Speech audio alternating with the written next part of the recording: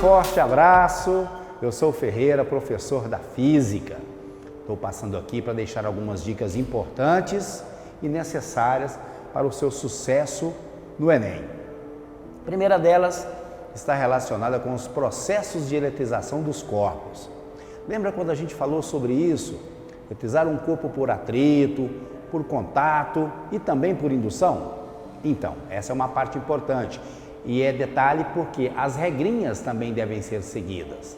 Você precisa lembrar principalmente, na eletrização por atrito, a análise da tabela da série tribelétrica. Quem cede e quem recebe elétron. Nossa, eu preciso decorar a tabela?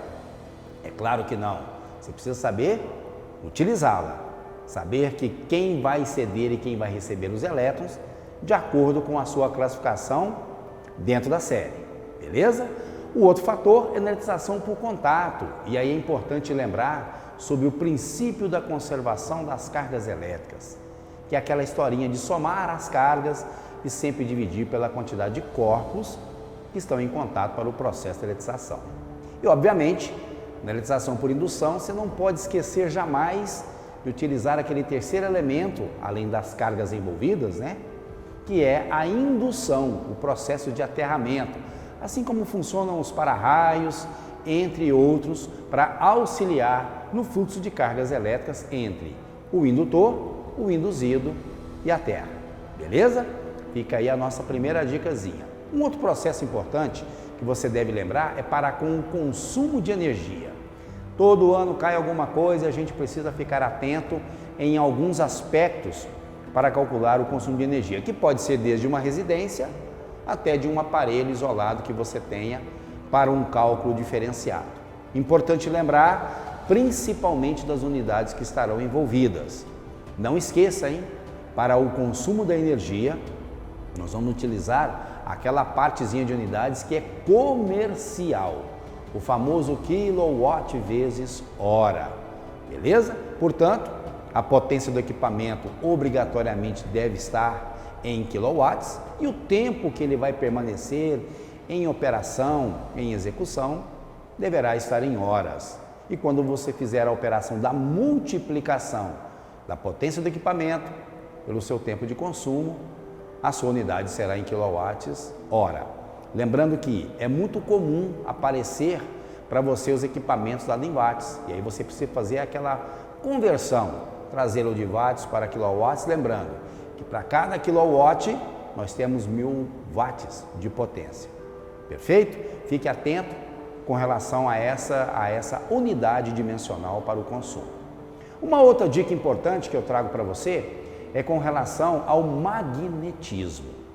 Todo ano tem caído, é uma proposta interessante, porque o magnetismo ele é muito global. A gente vai partir do magnetismo para as propriedades magnéticas dos ímãs, e aí você vai ter que lembrar do princípio da atratividade, do princípio da inseparabilidade, a polarização dos ímãs, né, para com as suas respectivas ações.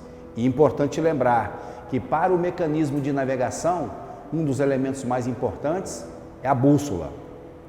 Ela funciona por mecanismo e, obviamente, vai estar relacionada com a magnetização dos polos terrestres. Vamos lembrar rapidinho?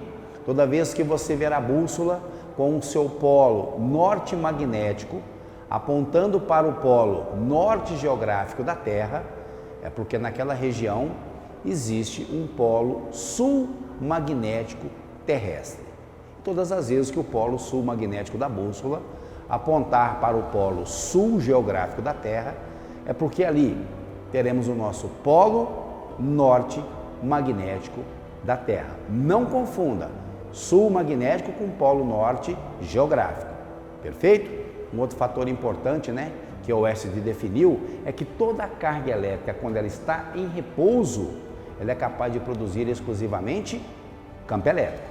Mas uma carga elétrica em movimento, ela é capaz de produzir tanto o campo elétrico quanto um campo magnético. Perfeito? E para a gente fechar essas nossas dicas informativas da parte de magnetismo, vai aí aquela da força magnética, né, que atua sobre uma carga elétrica. Você não só precisa calcular o módulo, da força magnética, que é uma grandeza vetorial, portanto ela tem modo, direção e sentido. E aí você vai usar a formulinha, né, da carga vezes a velocidade, o campo e o seno do ângulo formado entre o campo e a velocidade, bem como saber aplicar a regra da mão esquerda ou a regra da mão direita para identificação da força magnética. Para onde essa carga será direcionada quando ela entrar dentro de um campo magnético. Vamos lembrar rapidinho? Ó, regra da mão esquerda, o seu dedo indicador representará o sentido do campo magnético e será entrando ou saindo do plano. No caso, o seu plano é a sua folha, é a sua prova, né? Então, ou estará entrando ou saindo da sua folhinha de pesquisa, de prova e de estudo.